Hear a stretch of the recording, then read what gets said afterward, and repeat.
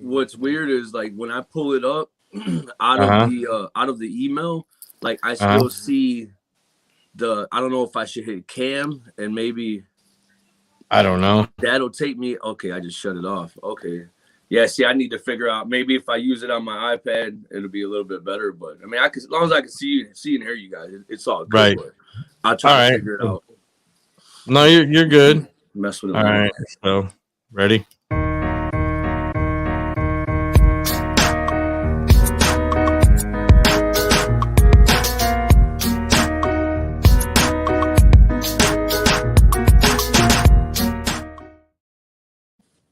All right, good morning. It's December 26th. Merry Christmas to whoever I didn't talk to and say Merry Christmas to. We got DJ Xavier today live. You guys can call in. Oh my God, 602 699 6101. We're going to be giving away his new CD, Volume 4. So if you can't, there you go. You can see it. There you go. Don't have the green screen or whatever yet. So, DJ Xavier, Volume 4. Secrets of Love. So tell me a little bit about Secrets of Love. So Secrets of Love was a volume that I put out literally for the freestyle fans. Six Merry Christmas to whoever I didn't talk to and say Merry Christmas. Wait, just Sorry. Yeah, No, go ahead. You're Sorry. good. You're good, man. Happy holidays, right, to everybody. Yeah, no, it was because the Bluetooth hooked up to the new Roadcaster, so it came through. But Right, go ahead. Right. About Secrets of Love. Yeah, so it was it's really influenced by the freestyle fans. The freestyle genre is huge still. Mm-hmm. So I released volume 3 literally like right at the beginning of the pandemic of this year, and I got so much love and so much support that the fans are immediately like, yo, when's the next one dropping? When's the next one dropping? And I had no intention on releasing another volume and probably until the 2021 year. So Secrets of Love was inspired to come out this year because of the freestyle support and the freestyle fans, the freestyle family, honestly, man. That's cool. So DJ Xavier is a product of Southwest Detroit. Looks like I looked at your email, but I was like, I guess so. Born in 81, right? Born in 81. Yeah, I saw the email said 81, so I was like, okay, 81. So he originally, I guess, grew up in Southwest Detroit, born and raised. Kind of did the same thing. I think our parents wanted a better life or didn't want him in the gang stuff. So I ended up graduating from Southgate High. Is that the name of the high school? I don't know. Is that the name of the high school? There you go. There you go. Graduated from Southgate High. Played a lot of sports, kind of like I did. Played some sports. Yeah. That kept him away from kind of the gangs and the nonsense. And then got into met Todd, which is DJ Knight. Met Todd, and he started DJing in 2006, 2008. They started DJing, and of course, the prominent music in Southwest Detroit is freestyle music, which is Latin club music or whatever. And so he started DJing with him. Kind of, I don't want to say outgrew him, but he kind of wanted to do his own thing, right? So you started DJing. Huh? So you got to break off. You can't stay in production groups forever. Yeah, well, I mean that's just true, right? No, just ask ours, 12th Street Production. Well, so he started DJing and then doing his own thing, doing some clubs all around, I guess, Metro Detroit, right? Is that correct? For sure, yeah, okay. Very accurate. And I think you were saying in 2000 and was it 15 that you kind of took a break from and stepped back? What year was that? 2018. So just a couple years. 2018. Ago. Okay. Yeah. So from like 2006 to 2018 with DJing, kind of DJed with pretty much all the DJs around Southwest Detroit. Did you DJ with anybody? I know you said, did you ever do Clutch Cargos or no? Clutch Cargos, no. But obviously, who hasn't been to Clutch Cargos, right? Oh right. Well, I didn't know if you DJ'd with like Godfather. Stuff, right. Different DJs from the East Side and stuff like that. So I mean, DJ with them personally, know them, yes. Obviously, especially when I first came up in the early 2000s, you want to kind of network with everybody. Right. Obviously you got at that time Godfather, who is a legend in Detroit, obviously Ghetto Tech, Detroit Techno, and then you got the radio had a big influence, from JLB, those guys, the radio guys, 955, Bomb Spot, like all these guys. So you want to kind of get to know those guys, like what are they doing? Maybe I'm not doing. So of course you meet them, you network with them, and Right. yeah, it's I can honestly say it was nice to see some of those guys in the flesh. You know what I mean? Right. Pretty cool. Okay. But, So know, we're gonna stop right there, and I kind of just wanted to go. Yeah, Alex, if you got any questions? No, go ahead. I just Okay. wanted to So- say, like, we're gonna backtrack. So DJ Xavier has 3 children. Correct? What's their ages again? I know you said 19. Yeah. So my oldest is 19, my middle is 13, and my daughter, who is the the queen, the leader of them all, she'll be 9 in about a month, man. In about a month. Oh, well, early happy birthday. Right. 2 girls, 1 boy, or opposite? Opposite. Okay, 2 boys and 1 girl. Yes. Okay. So how is it raising boys now compared to when you grew up? I think honestly, it's different. Are you there? For me. Lost him. Are you there, Alex? I think we lost him. No, he can. I think he can hear you. You can hear him, right? Yeah, I can hear you guys. No, he's spinning. I don't see what you're seeing. Oh, okay. I can't hear him. You good? I'm having trouble connection. There you go. I can hear you. He can't hear you. He said. So Alex, you can hear me? About to give this this new app. I did like. There you go. There you go. He's back. So I'm sorry. I think it's an internet connection for whatever reason. So raising 2 boys and a girl, how is it different from when you grew up? It's absolutely different, man. So obviously, growing up in the neighborhood, way different from my kids. Didn't have to worry about that. You know what I mean? Right. I would definitely. There's no comparison, as they had to maybe get a taste of what it was like to not really have much growing up as a kid versus I didn't let that happen, or they didn't have to have the same lifestyle growing up. So they definitely didn't grow up the way we grew up, especially growing up in Southwest Detroit. So my kids are born and raised in the Downriver area, and I'm proud of that. So I can't compare them at all, but it is different just because of the mindset's different, right? We want them not to have to worry about maybe walking to school, potentially getting bullied, potentially getting threatened. Sure, every area is going to have an issue, every high school and middle school, but I've been blessed that they haven't had to have those scary moments where you're feared for them. You know what I mean? Right. I think about that, and well, at least when they were in school, I think about that an awful lot. Like, you're just very cautious, and you're just like, you hope that your kids, boy or girl, don't go through things like that. And I've been like that with my daughter, because she's kind of like me. She's really shy, but she could be stubborn too, and like you know what I mean. And like if she's pushed, like I'm sure she'll defend herself and all that. But and I think about that. But at the same time, I also think it would be in the back of my mind, like like I kind of wish they had, like you just said, had a little taste of growing up a little bit hard, a little bit rough, a little bit on the edge, just. I mean, not as a kid, but you know what I mean, to a point where they would just experience certain things so that they do know how to, take care of themselves and how to still do the right thing at the same time. So you kind of have that, you know what I mean? Like we made it out of that stuff. So we're proud of that. We carry that, I don't want to say a chip on our shoulder, but we just like, we embrace it. And it made us who we are today. So, but yeah, it's definitely different. But so I always got those things, at least speaking for myself, in the back of my head, when it comes to that. Yeah, no, I get it. Honestly, I think Alex, you and Drake, and anybody who grew up in the neighborhood that we grew up in, I don't like to say there's something we're better, but we're definitely, it makes us a little bit different for those who maybe didn't have the experience, growing up, especially. I think I don't know how much older you are or if we're the same age. I know Drake's a little bit older, but during the I'm 80, yeah, like 1980. the 80s, the 90s was crazy, right? We know that Oh man, gang influence was huge early in the 90s. neighborhood, Oh right? man, So to kind of not to know that our kids today didn't really have to worry about if they had their hat, one yeah, way, a certain tilted color, just walk one I into the store. forgot about centimeter that to the gay left. shit. Yeah, bro.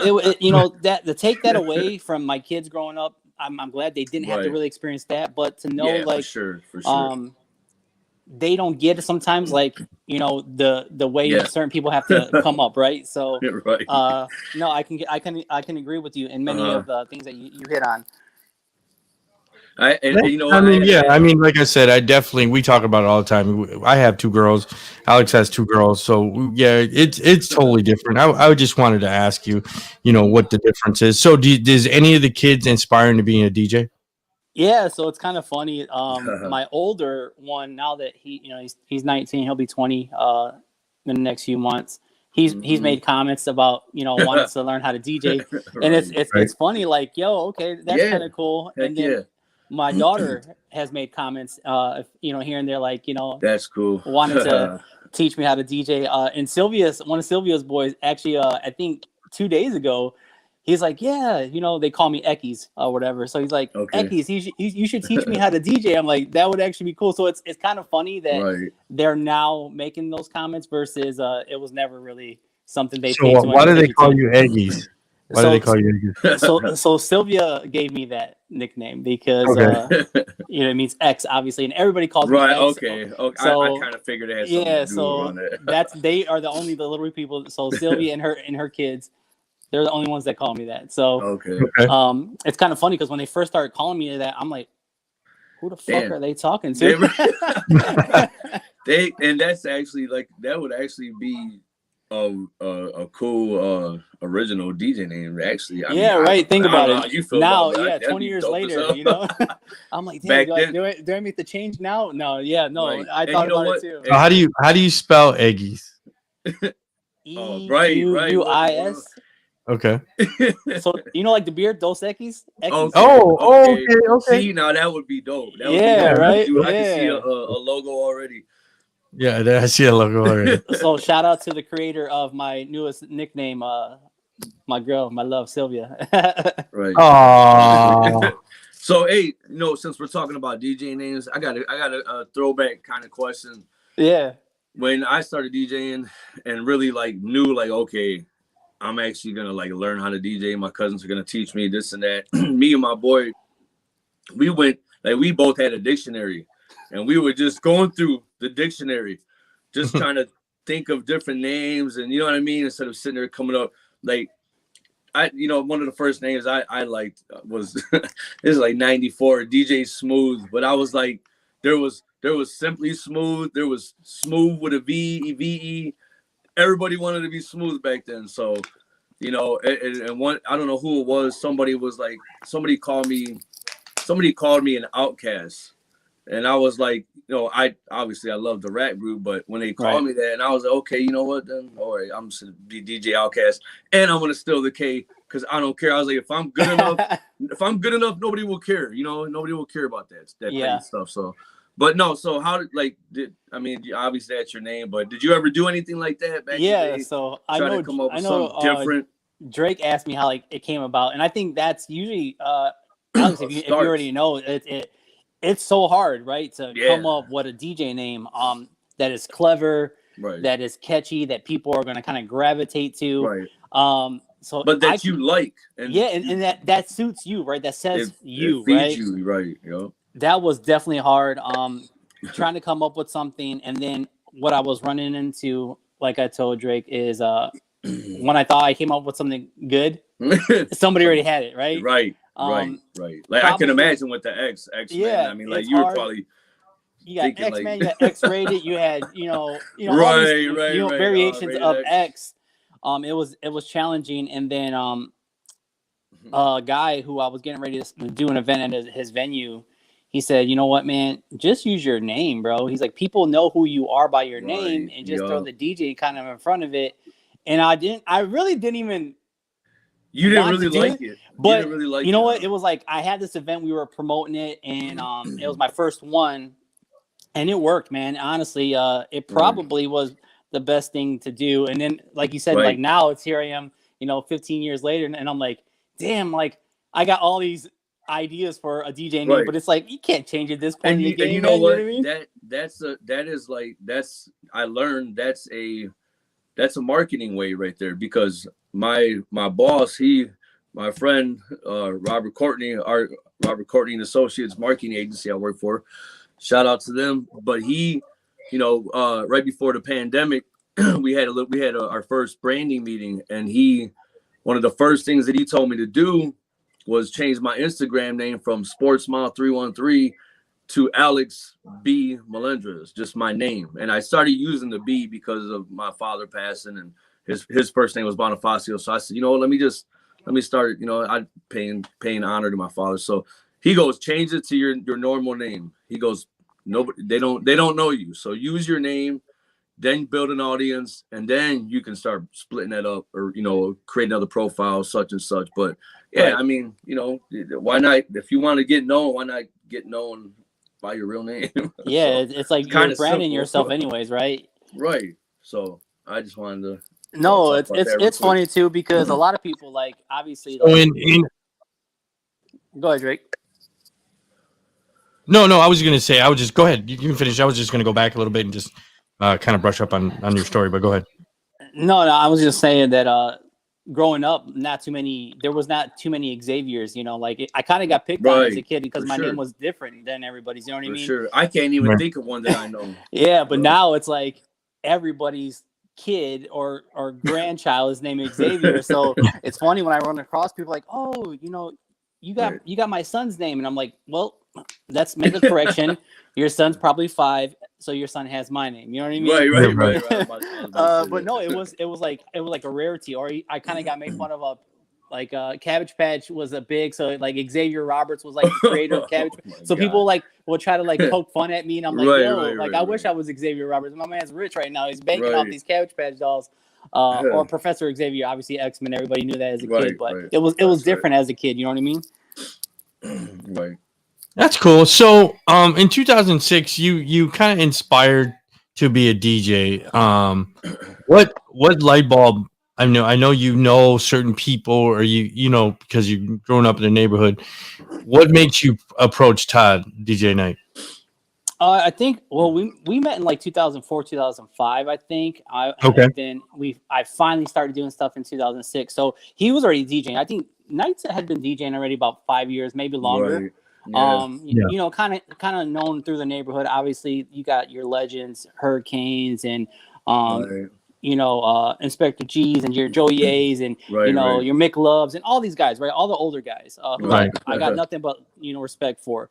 And Knight kind of fell in Man. that little bit of category with the freestyle music genre and during the neighborhood. Right. You know what I'm saying? Late 90s, early 90s, mid 90s, And he whatever. he put out a couple of like very good hits, man. Because yeah, he had a couple mixtapes out there, fire. on fire route right off the jump. I thought so.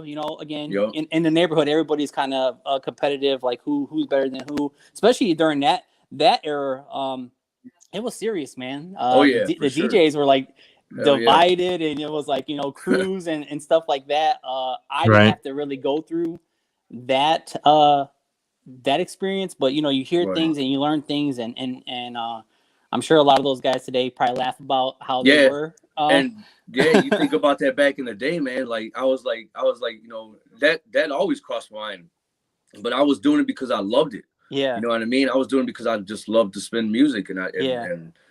then the time with my cousins, my family, and stuff like that. And but I was like, I used to always ask I never said nothing to nobody, but do I even have a chance with, like you said, with Exotic and yeah, Joey A and all them Exotic. guys, and you know what, the thing that I always love about DJing and like Solo G and all these guys, like they just been doing it since the 80s, like you said, Yeah. so mid 80s, if not before.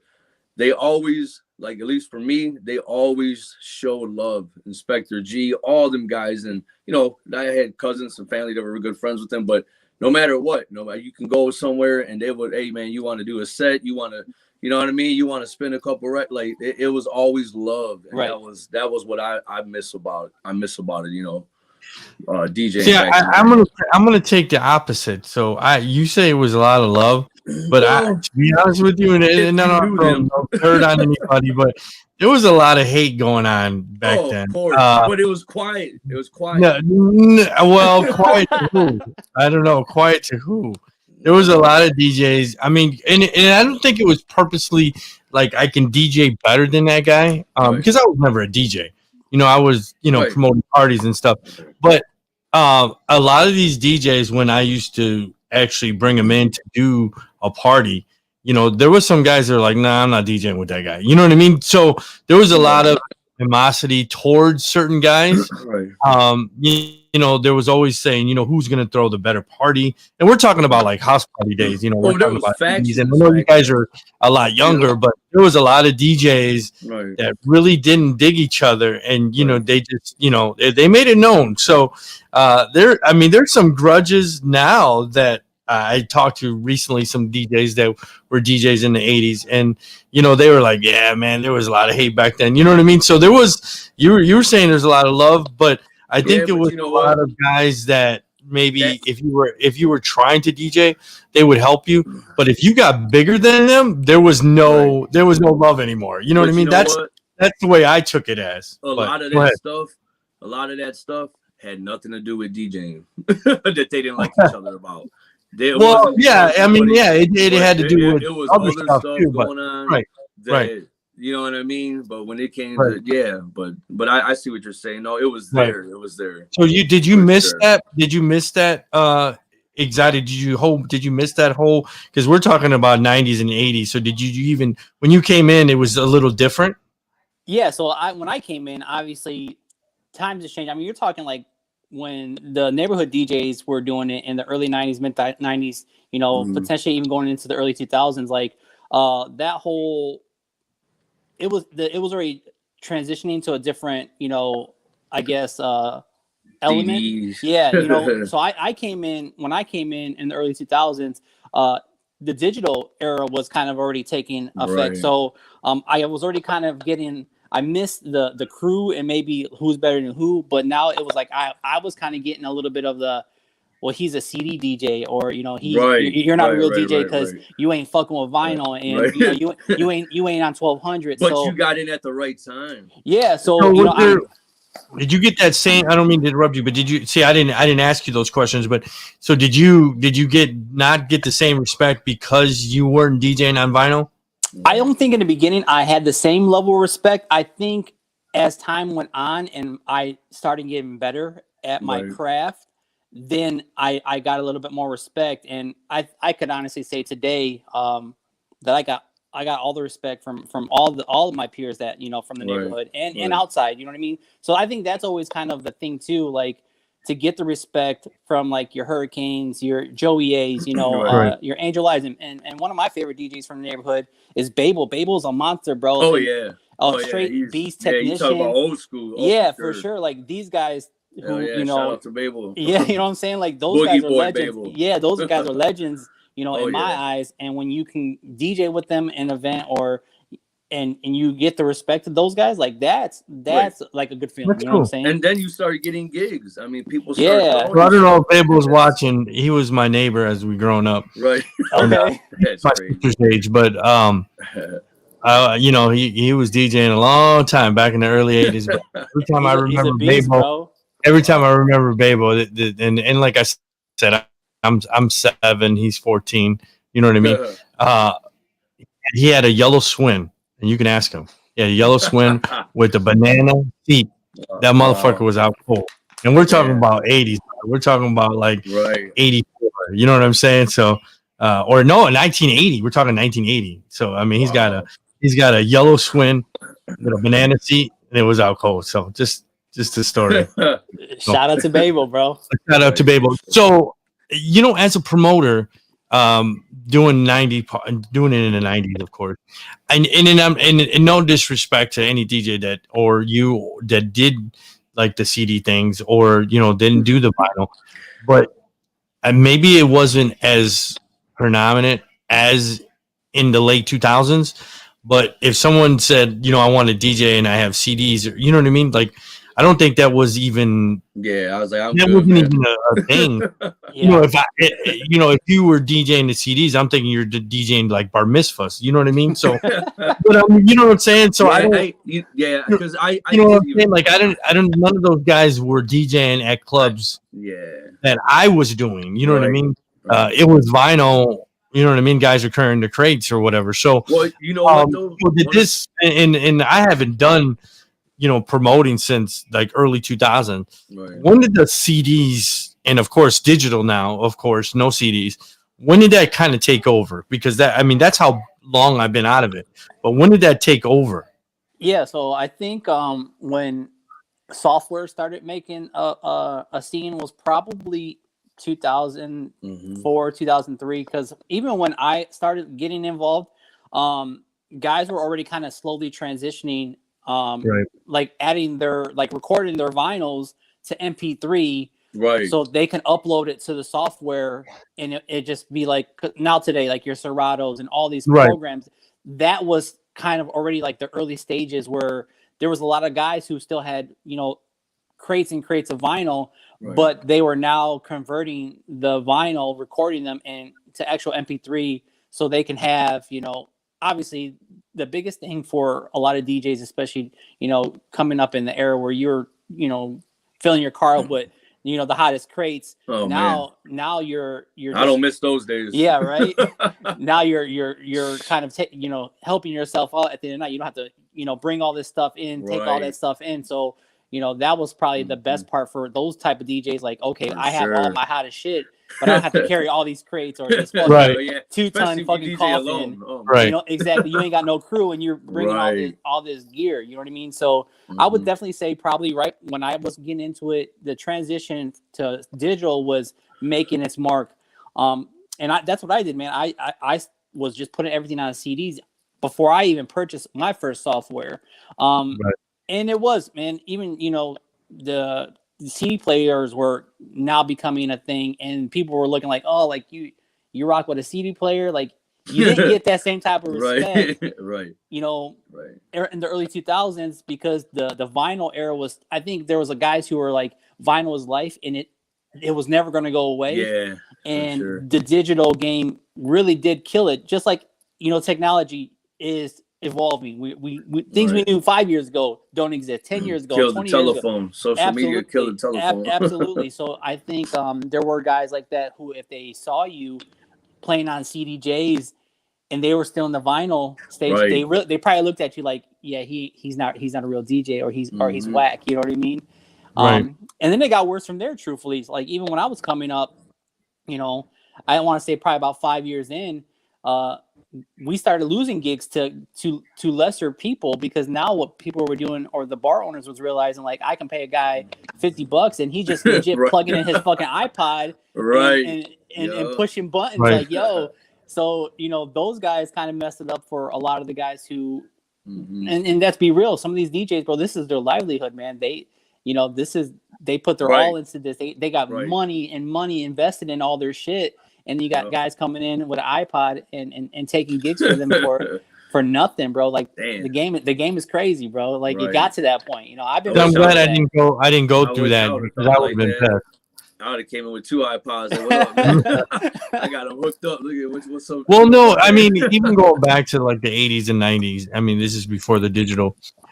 Guys that wanted to come up in the game, guys that were like a Godfather, like a Hurricane, the guys that were carrying the crates, those guys were putting in work. You know what I mean? Like, you know what I mean? Like, I remember, and I don't disrespect anybody, but I'm like, damn, now that I see some of these DJs, I'm like, weren't you carrying crates for Hurricane back in the day? You know what I mean? So, I mean, so that's, like I said, I think that was the kind of the guy that you put into work. You know what I mean? Like, you kind of like putting up the ring, if you're but I'm saying, like, you carry the crates, that was the first you got sets that were 15 minutes, and they weren't longer than that, 30 minutes, because you were paying your dues or whatever. So in 2000 and I guess 2006, 2008, you're DJing with DJ Night. Where are you guys DJing at? Are you guys doing birthday parties? You're doing quinceañeras? What are you doing? No, it's all nightlife. So we're doing, Okay. we're doing probably a day during the week, and then we're doing monthly events where we would promote a different theme for events, Okay. kind of add something different as far as like we used to run contests. I mean, we did some stuff, man, and we did some numbers. Like, we were bringing easy, 200, maybe almost 300 people, depending on, Right. the capacity. But the times were different then, man, and people understood, like, if I'm going to get into this place, paying a cover is not a problem. The times are so different then, but you could actually throw a good party. And I mean, we had some good ones, and then of course, you have ones that kind of just didn't hit as well. Right. But we did a lot of fun stuff together, and he mentored me, and I got nothing but love and respect for Knight. I haven't talked to my man in some years, but yeah, I mean, he was a big part of my development and my career early on. Absolutely. And we worked really, really well together. So we were kind of the yin and yang, especially, he was kind of the veteran. So his mixing skills were better. Right. He could scratch a little bit when he needed to. And his format and his music selection was always hot. He knew what to do. And, I learned from that too. And like I said in the beginning, especially like, I got a question, and I don't know if he's listening. So we're going to refer to a Darth Vader. When I last knew you, I was the student. Now I'm the teacher. Are you better? I would never say that I'm better than anybody. Okay. I'm just wondering. I gotta ask. I definitely could say that. I had no problem saying that shit. I could definitely say that I can mix a lot better than I did when he remembered me. I'll just put it that way. Okay. Okay. You know what I mean? Okay. I'm just wondering. I gotta ask. So. I see what you're trying to do there, bro. You gotta be careful with that way you answer those sometimes. Yeah, bro, because you know how these guys still are, bro. There's the '90s mentality. What, bro? What you? I'm like, bro, stop, bro. Stop. Like, bro. So you're with him, and of course, here comes my green screen. She's a little late. She's the mail. It was originally supposed to be delivered on Wednesday. I should yell and throw some shit at her. The mail, and I see him at the door. I don't know why this. So originally, you're DJing 2006, 2008. What is the best gig, money wise, that you made during that? Oh man, I mean, we had some different setups, even when we were doing things together, and then when I was kind of doing my own solo things. So, you could set up these deals where you were doing a cover, you're doing 100% of the cover, and then get a bass from the bar. So there was nights where I could walk away with $200, $300, maybe $500, bro. Right. Because if you're charging, even if you did $2 cover, bro, and you bring in 100 people, you're making a couple hundred right there. Hell yeah. And if a bar owner is going to break you off 150, 200 from their, that's and it's all cash money, bro. Right. Yep. So when we would do these bigger events, obviously Todd is a very smart man, and I think that helped me evolve as a business part of it, because you're selling yourself as a product, but you're also trying to make money and not feel like you're getting taken advantage of at that time too. So know your worth. Yeah, absolutely. So when we would go and say we want to do this event, we're going to promote it, we're going to spend X amount of dollars on flyers. You could do flyers in those days. Now flyers, you're wasting money. Man. You could say, hey, once we hit this on your till, now you're talking, we want a percentage of X amount of dollars. So if you say, okay, we're going to come in, we want at least $150 base. Once you make, $1,500, we want 10% of anything after that. Plus, the whole door. If you charge it $5 at the door, which at that time was a fair price, you know what I mean? People today like $5 in the Downriver bar, you're crazy. Right. But you could do that, especially back in the early 2000s. We'd make $1,000 a piece on a great event, bro. And then after you put it cost in, still walk away with money. Yeah. So you guys, you kind of jumped over. Did you not do house parties at all? I don't even know if they existed in 2006 and 8. Did you guys even do house parties? No. So when I came up, it was all about the nightlife scene. So again, all through Metro Detroit. The nightclub. We've obviously, he got gigs, always had other gigs, like private events, if it was a quince or potentially weddings. Right. I always turn down those type of events, especially early on. A wedding's a big deal, man. There's a lot that goes into that. That's someone's special moment. Special day, yeah.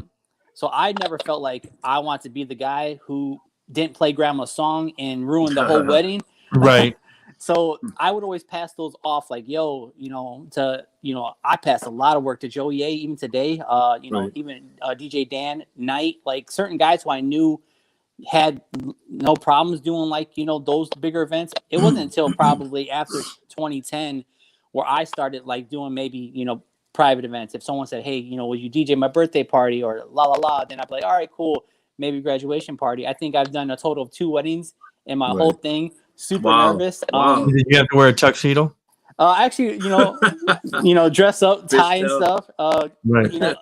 But even so, like even those, like it's kind of nerve wracking, man. There's a lot that goes into them. Yeah, and you know what? I remember. I think from like 90. Well, I mean, I don't consider 94 is when I started learning how to DJ, but like when 95, 96, 97, we started DJing. I used to get really nervous about like if he booked a wedding, and I'm like, we did a Sweet 16 birthday party one time, and this was like in Ann Arbor, right, Drake? And I think so, yeah. This was one of the, just and not to butt in, but it was so crazy because it was a Sweet 16 birthday party, right? It was one of the weirdest but coolest parties I ever DJed, and we got paid handsomely. And they had big bows. Everybody does stuff differently. They had big bows. Remember that, Drake? They had big bows, like bows that families put potato salad in, or just whatever in, and they had on each table filled with candy, with lollipops and blow pops and all this stuff.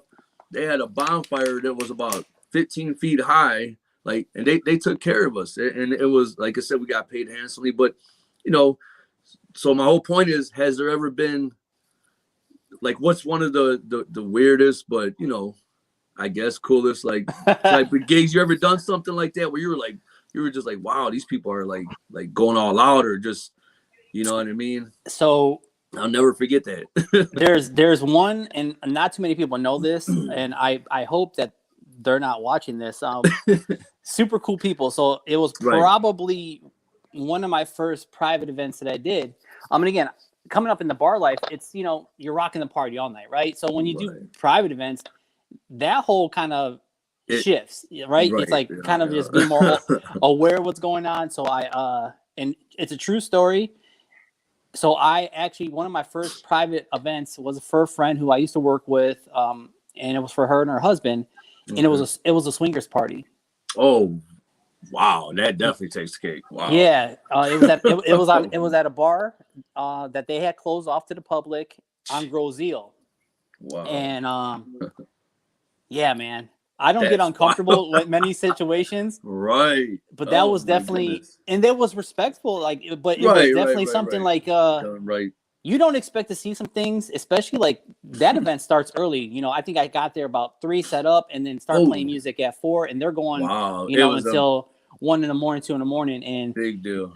Easy, a couple hundred people, swingers. So they all select the keys. Yeah, so that was. I remember going home that night and just kind of like mind blown, like what? That's real life, bro. This is real life. I just was a part of something that you hear about or maybe see on TV. Like, no, that shit's real life, bro. And I was yo, you guys are like, it's a thing. It's like an annual thing, They're kind of just like family reunion, and everyone's kind of just doing what they do. You know what I mean?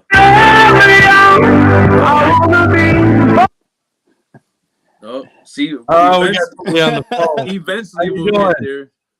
What's good? I'm calling over here from San Antonio, Texas. I need that mix, man. That Southwest mix sent over this way. Okay, so I got DJ Xavier. So I'm gonna ask you and see if you can guess. Okay, so I want to congratulate DJ Xavier. He lost over about 120 pounds plus, right? So he's a great guy. Okay, so I want you to guess. Let's see here. What was his weight? Xavier, when did you lose your weight? 2015? So this journey has started probably about 14, 13, 14. 13, 14. So you tell me what was his most heaviest weight, and if you guess it, I got to think. I just see X at the clubs back in the day. I'm actually from over there, so his highest weight before he lost what he is now, right? That's the yes, question. yes. 328. That's my guess. He's saying no. You gonna give her one more? Give her one more. No, it can't be higher than that. Go lower. Okay, 279. Higher. Damn. Oh. Come on. You guys are killing me, bro. Yeah, go ahead. Guess one more. We're gonna give you a CD or a USB, whatever you want. Go ahead. What's your next? I'll pay for it. I'll support his music, man. No, we'll give you. What is it? Yeah, what's your next one? What's your next guess?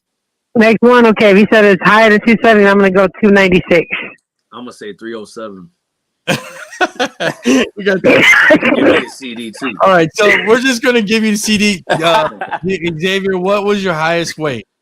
So at my biggest, I was 396. Wow. Okay.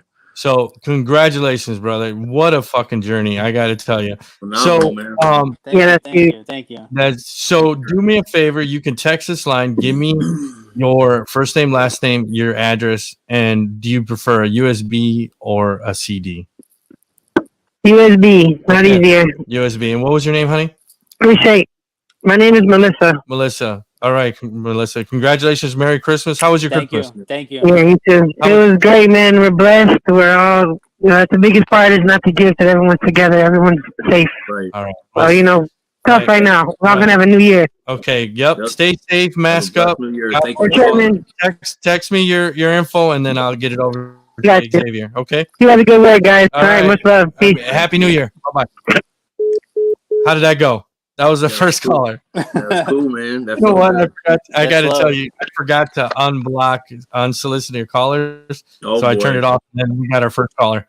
I mean, we all got iPhones. Alex got an iPhone, and you know what? I hate the fucking robocalls, but I forgot. I'm like, shit. I got to turn the robocalls on. I see what you're saying. Okay. Yeah. So I was like, shit. The new iPhone or the new update.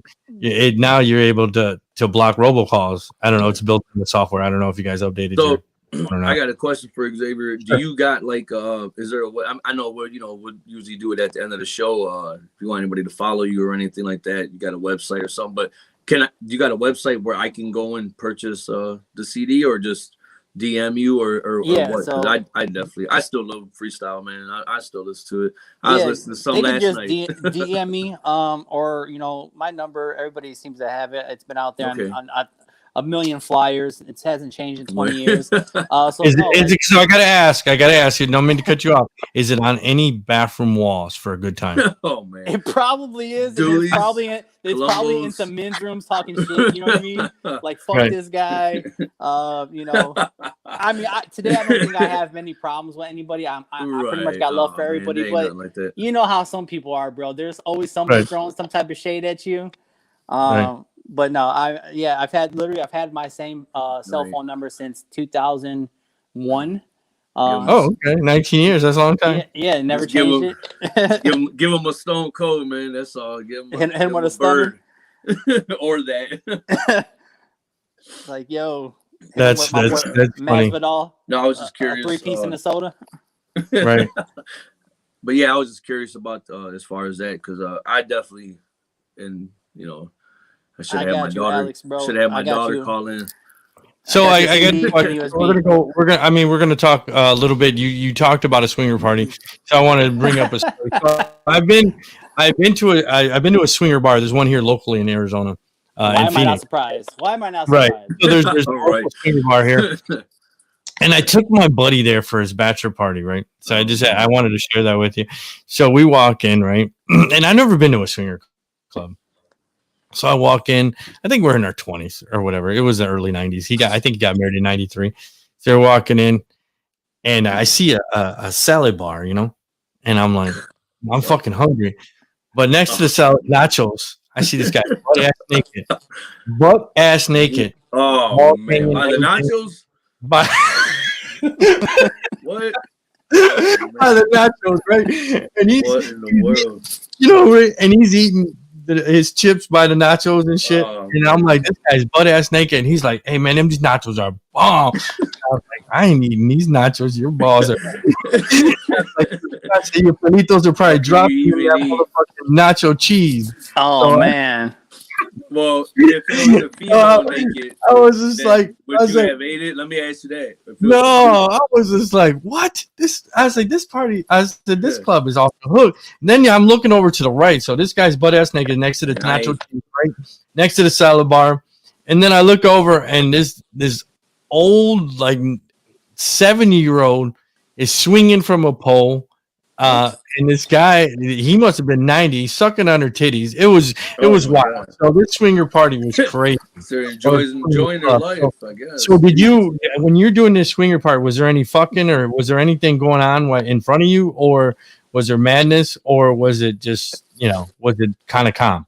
You kind of see like the levels. There was just different things going like as the night kind of went on, like just the shift, right? Right. Lights people getting a little more flirty. Yeah, right. As the lights kind of dim, people are now getting friendly. They're mingling.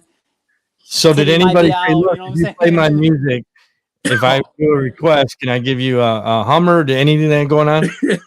No, I think especially hit on. I was fully aware. Yeah, absolutely getting hit on. Yeah, and just wanted to make sure I had everything that they were requesting, because it was definitely it wasn't even like, let me just get into my mix and get into my zone. It was more like, you might be, Rolling Stones way up here, and then bring it way the fuck down here with something slow. Like that's what I wanted to know. Like, did you play freestyle? Did they like that music? No, so I actually didn't play any freestyle. Like honestly, I didn't even play anything at that point. What year is this? You was playing Prince. Yeah, like your 80s, your classic shit. You were playing, right. What year was it? I want to say 2008, 2007. Okay. It was early on, man. I don't know offhand. So how many times did you play Bring My Milkshake to the Yard? And I'm seeing craziness. So actually, one thing I was always told when I was DJing, never play a song twice. Okay. So if I played something early on, you're probably not going to hear it again. But then when they drop that little 20 spot on you, fuck it, I'm going to play. Right. And it depends on the hit. Yeah. And then too, like, so like, especially in the clubs, like it was always like pushed in me, like, do not play a song more than once. You know what I'm saying? That gets hard, because you got people who get there and they want to hear this fuking song, and you're gonna play it later when the set's hot. You know what I'm saying? You played it or early set or something, and And then I've been in venues where owners, the bar owner or whatever, like they're actually paying attention to what the fuck you're playing. Oh yeah. And they'll tell you, don't play this song. Oh my god. Again. Yeah, I hated that. Well, I gotta give you a story. So the guys, like I said, I never DJs, but I used to set up gigs for guys or whatever, and we used to be a crew, and we DJ'd at Jefferson Station in Downriver, Ecorse River Route. Yep. And the owner was an Arabic guy, and I wanted to choke him, right? I literally wanted to choke him, because he wanted to hear Mariah Carey over and over and over. Damn, I forgot about that. I'm not playing this. I'm not, because he would come to me, because the DJ, they didn't really interact with the owners. I was the one that interacted with. Can you play? No, we're not playing Mariah Carey. Like that's all he wanted to play. Like he had this weird, for real. Forgot about that. Fantasy with Mariah Carey, and I'm like, dude, you're not playing fucking Mariah Carey. So Alex over here laughing. Bro. This song played about 10. Well, I'm not going to have you guys hear no more. Tell them I broke that record. It's broken. It's broke, man. I said, I was be like, no, we used to be like, tell them we didn't bring it, or we would just be like, no, we don't have that stuff, man. That record got broke. It's chipped. You remember that Alex? The guy? Yeah, it was crazy though. Yeah, Yeah, Mariah Carey. Pay any Mariah? No, we're not playing no Mariah Carey. Wow. And so, but I just thought it was funny. So I want to take you back. So you said flyers. Who was designing your flyers? Was it you, or was it Todd that was doing that? Who's designing your flyers? It was Todd. again, smart man, taught himself how to use Photoshop. Very particular on how he wanted the presentation to look for us. So it wasn't just let me have someone make something and I'm paint and that's go. No, he learned the design flyers and all types of things. He taught himself, like I said, smart man, very smart guy, bro.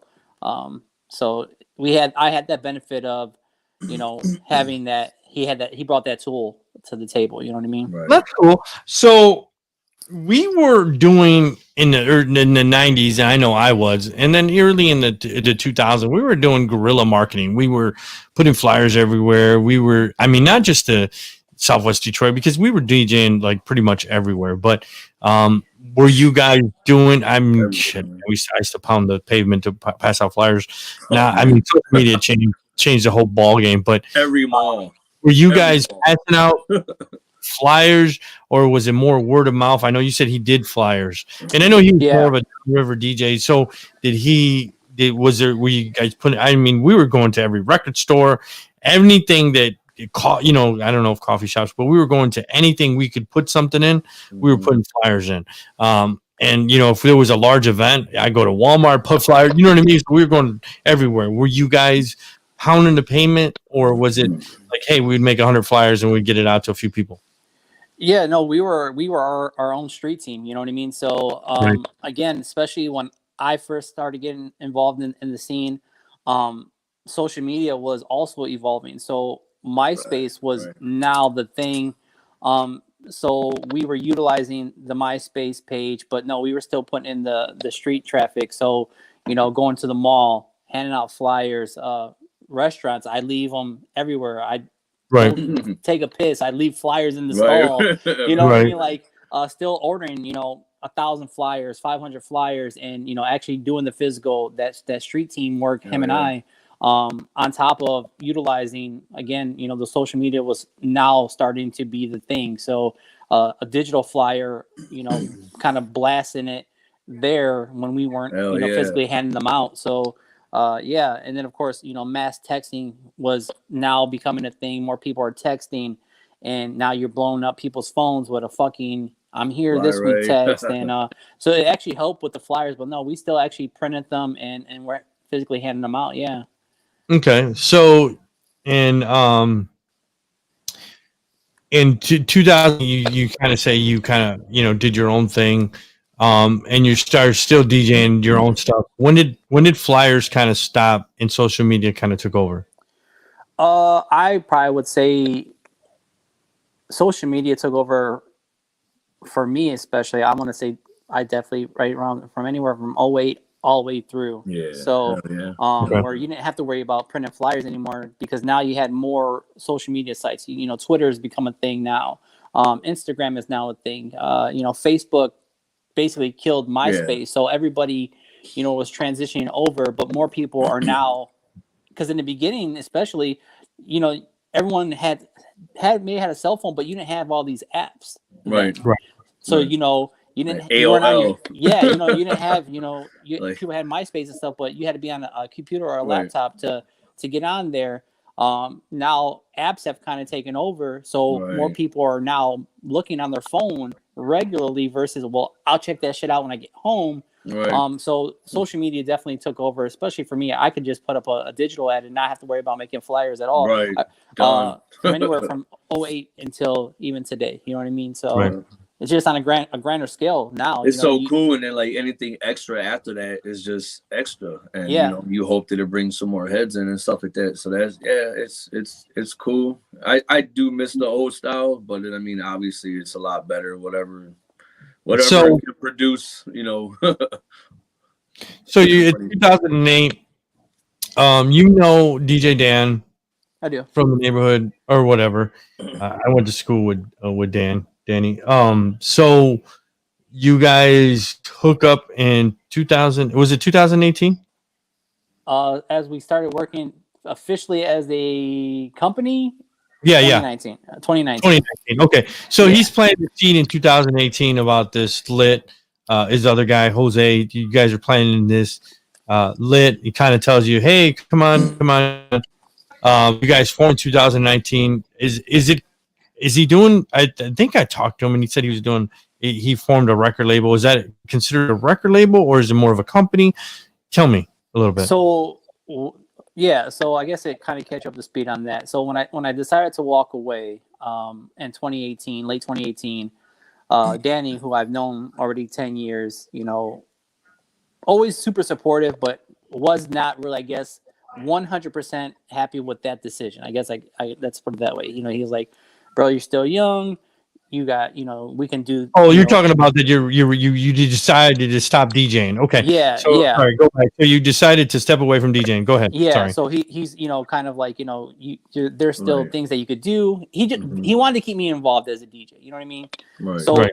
you know, all through 2018, I would say, and then again leading into the 2019 year, he was, you know, reaching out like, "Hey, I got this idea." Him and Jose Del Valle they want to start this company, Lit Music Entertainment, and they really want to kind of tackle the freestyle genre, which we were learning, or I had definitely learned that was still alive and well. I mean, again, you guys Right. know freestyle for the Southwest community, that is late 80s, early 90s, and that genre Right. we thought was dead, right? All the Mhm. stuff that you hear is 20, 30 years old, bangers, Right. classics. We love that shit. But the genre we learned is very much alive, and these artists are still fucking making music, and there's a lot of good shit out here. The new freestyle is really good. Of course, the classics will never die. Right. So they had a plan, you know what I mean? Like, yo, Right. we really want to be involved in this. And of course, you know, Hurricane was still doing freestyle. He was bringing artists in. Angel Live is doing a lot of stuff. He brings Right. artists in and concerts in. So they wanted to, you know, elevate Detroit as well and be a part of this genre. And I wasn't interested, man. I was not interested in coming back. And they were just kind of, you know, they were persistent, I guess you could say, bro. Was it because, not to cut you off, but was it because like you had something else you wanted to do? You wanted to take a break? Did you have another just path that you kind of seen you wanted to do or start? You know It was what I mean? a combination of things, Alex. Honestly, man, you know, at that point my career was taking off work wise. I Right. had, you know, I was coming out of divorce, so my mindset was different, and they weren't affecting my DJing. But Right. what I was kind of already, I was getting like, it wasn't fun anymore. You know what I'm Right, saying? DJing right. every weekend was not fun anymore, and it Right. started just becoming Yeah. a job, right? And DJing is not supposed to be a job, bro. Like, you're supposed to love the music, love what you're Right. doing. And I'm like, you know what? I felt like after all these years, I think I was just burnt out and over it. And I just like, you know what? I could be spending, you know, time with, you know, at that time Sylvia and I were just getting together. I'm like, I could be hanging with my kids. Like, I could be doing other things. Yeah, for sure. And I didn't, it was just like one of those things. I was over it. You know what I mean? Yep. Understandable for sure. So, you were saying that so you stepped away, and then he was in your ear and saying, "Hey, you're too young," you know, and you're like, "Well, you know, I'm trying to spend time with the family, whatever the case may be." And in 2019, he was able to get through to you and start Lit Entertainment. And I know we talked about it, but you were doing interviews by yourself, and interviewing freestyle artists. Sorry, we got another caller. Oh, okay. Hello. I got to get used to that. I'm like, what? Yeah. I'm thinking, Are you there? It's just playing. You got to change that song though. I'm sorry. Are you there? Eminem or something, or Xavier song. I can't hear you. Are you there? Nope, can't hear him. Try again. Sorry, we can't hear you. Turn your radio So down, buddy. He gets you, convinces you to start this Lit Entertainment. And I know you said you pushed back a bunch of times. Yeah. And he finally was able to convince you. And I think you guys have pretty much a pretty good success. So, like I said, is it a record label? Oh, Oh, back. sorry. Calling back. Are you there? I am here. Hey, we got a regular. Angie, how you doing, Angie? Oh, what up, Angie? Good. How are you? Good. We Our got number DJ one Xavier fan. giving away CD. So we're only gonna do 2. So you're the last lucky caller. So CD, Okay. Volume 4, USB or CD. So you know what? You can't cheat. So don't be googling stuff. Right. Don't be googling stuff. What? Don't be googling stuff. Oh, So well, I'm gonna first of all, I'm gonna ask a sports question. Oh man. Oh God. No, you can't Google. You can't Google, and I'm not I asking. can't. Anyway, And I'm not gonna ask I'm her. trying to get my nails done. So she's a big Pittsburgh Steelers fan. So, Those CD. all right. So tell me, if you're a Michigan native, what years? This is a 2-part question. What years did the Pistons win, and how many championships do they have? Damn. Oh gosh, what year did they win? Okay, I'll give it to you easy. When's the last time they won? There you go. Oh, come on. You gotta know this. Was it? It had. Was it in the 90s? Nope. Okay, so let me go with. Okay, name one of the players that were in the last championship. Early 2000s. I'll give you a hint. Early 2000s. And it wasn't Michael Jordan. No, really? All right. Hey, I'll tell you Oh what. gosh. I don't want to confuse your brain. Oh my God! He's actually, his nickname is after a monument that is in Europe. How about that? Oh my gosh! You can't even get that. I tell you what, Drake, give her this question. Okay. You were What putting high me. I'm over school? here What trying to get high my school, nails done. Angie? You're putting me on the spot right now. Angie. No, look. What high school? Let me give you a different question. What high school did Jerome Bettis go to? He's a former I Pittsburgh can't Steelers. hear Alex at all. He said, "What high school did Jerome Bettis go to?" What high school? Yeah. Come on, you're a Steelers fan. You should know Come this. on. I know, but I mean, I don't. That's even a harder follow them. question.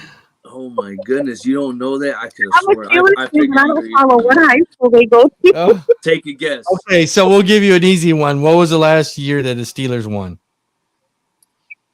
So last year, Yeah, when was the last championship they won? 2000. Oh my! Oh, No. Oh my God! How many championships did they have? How many did they have? They have 6. Huh? Mhm. They have 6. Oh, okay. See, I said 5, and she said, "No, they got 6." Okay, so text me your stuff. Do you want a USB or a CD? I'm over this call. A USB is fine. USB. Okay, Angie, text me your address. I'll have Xavier get it to you. It's cool. It's all All right, good. sounds good. Have a good day, guys. Get back your nails. Thank you for calling. All right, bye. Bye. All right, that was funny. That's awesome. So she's a great friend. So she 2019. Is it, like I said, is it considered a record label, or is it more? Well, tell me, you guys, when you guys sat down at the table, what was your vision? I guess that was maybe a. Well, their vision, I would say, is they wanted to make it an actual company that actually owned the name. Okay. Not just a couple guys saying that they're a label and it's not legit, you know? Right. Right. So they got the LLC, or I should say, Dan got the LLC on it. They wanted to make it basically an entertainment company that was for marketing, promotions, entertainment, just a company as a whole. So Okay. I think now they are, I guess, leaning towards a little bit more of a record company as well, because they did sign an artist from the neighborhood. So they're managing an artist as well, trying to break her into the freestyle scene. But yeah, that's what they wanted to do. Just to have, I guess, more presentation when we got booked for stuff, that we were a legit company, you know? Right. Well, congratulations on they signing an artist. So I'm going to give you some backstory. I know predominantly Southwest Detroit has been a freestyle thing. When we actually did parties or we did clubs or even going back, we were more of a hip hop, I guess, crew or whatever. So we played that music for certain parties and stuff like that. So is that when you guys did the going back from to Todd to Dan, did you guys ever do like the hip hop scene, or it was mostly just a freestyle scene? No, so for me, I was a hip hop guy, and then I enjoyed playing when I could, Detroit Ghetto Tech, Right. and then of course, especially in the early 2000s, the reggaeton was coming up, so I would play, a lot Right. more current top 40 stuff, which Todd or DJ Knight as well, he understood like we had to change with the time, so he was definitely on board with staying current, and I think that's why we had a lot of success. Danny, on the other hand, who is a freestyle head, was still, deep into the freestyle music. Right. And that's kind of where we made our mark. And then, of course, we could get away with playing a little bit of freestyle when we knew we had the Southwest crowd at these events where we could play a little bit of a quick 15, 20-minute set, a freestyle, and then jump right back into your hip hop. But, I was definitely more predominantly, in the venues, hip hop, top 40, what was hot, what was current, you know what I mean? Right. Or try to break the next hottest song, you know what I mean? Okay. So I know Dan did the after hours. Did you ever do that after hours scene? I had went there a couple times, just to kind of show love and see what it was about, but Right. I was not a super fan of it. Yeah. You always take a risk doing stuff like that. You know what I mean? Oh yeah. So we did actually. Danny and I did a after hours event. I want to say probably about 2009, 2010. He had Right. a mule guy who had a building in the city, and we did an event. It was actually successful for being an after hours, but it's still that risk you take. You know what I mean? Oh yeah. And I was not a fan of kind of just potentially going to jail, getting your stuff taken from you. Damn, it's a lot that goes into those, man. So I'm not a big fan. I might pop in one here and there. Right. Yeah, I wasn't a fan of that type of stuff either, man. It's a different mode, man. It Yeah, really is. I used to always look at it like there's different ways. Like there's like we don't have to do this. Right. We don't have to do this gig. We can get somewhere at a bar or something and get a steady gig. Like instead of risking our lives, let alone our equipment and anything else in between. But so yeah, I was never a big fan of those after hours and stuff like that myself, man. Well, I think in the when we were doing it, we lost a couple friends in after hours, so it was I think we just gave a bad taste in our mouth that we just didn't want to have it or do it or whatever. Yeah. So and that we lost some friends from shootings to just nonsense. So I think that was the reason why we never did them. So I mean, we did. I mean, I've been to a couple after hours. I've never been the big guy. After 2:00, I'm usually going home anyway. But shit at 12, But I remember. I never was the up all nighter 6 a.m. You know what I mean? Like I just never was. And I didn't do the drugs, so I really didn't fit in the after hours. You know what I mean? So, it's definitely a different element, man. I thought paying $10 for a beer or whatever the case was, I was like, crazy. Oh yeah, we used to. Yeah, we'd be in and out real quick. But I remember Godfather DJ'd. I don't remember where it was at, but it was like it was somewhere like on the west side or something, like just some big ass building. And I remember going in there, and that place. I mean, there had to be like 2,000 people in there. Like and this is like 97 or something like that. But I'll never forget it. It was like almost pitch black in there, but he was rocking that place. That's one of the acts I was like, I'll never forget. When I think about Godfather, I think about that party because it was ridiculous. Yeah, that was like when he was just getting going. But so many parties, so many clubs. What do you think you had the biggest? All right, and I just saw your shirt. You got Detroit Forever. So shout out to Jose. Yeah, what was the biggest, like, people wise, attending one of your gigs? What was the biggest? Man, it's hard to say because again, I've done events with different people where, you know, you have a few hundred people. I would say the most that I've DJ'd for probably like 400 people. Okay. And it was packed. You know what I mean? And again, I've worked especially back in the day, like all the DJs that you could think of from the neighborhood. I've had a opportunity and, you know, a blessed to work with them all and do an event together. Promoters, young promoters, new promoters, you know, and you know, again, times change, so it's like you got to kind of adjust to what's hot. And I mean, I've been in some of the biggest nightclubs in Metro Detroit, and some have been flops, and some have been like, damn, that was worth every fucking, you know, dollar that went into that. You know what I mean? It's a hit or miss, you know what I'm saying? Like you could be super successful one event and then next one's a fucking bust. You know what I mean? But and you know what? The good thing about all of that is like you learn from all those experiences though. And for sure. How to, you know, how to tweak certain things here and there as far as promoting and whatever else. But yeah, so let me ask you, I guess a question. So a lot of DJs, a lot of promoters, to be honest with you, I think the side perks is the stuff that they like. So are you kind of were you a Casanova kind of guy, or did the DJ stuff like, damn, I could pull girls with doing this DJ shit?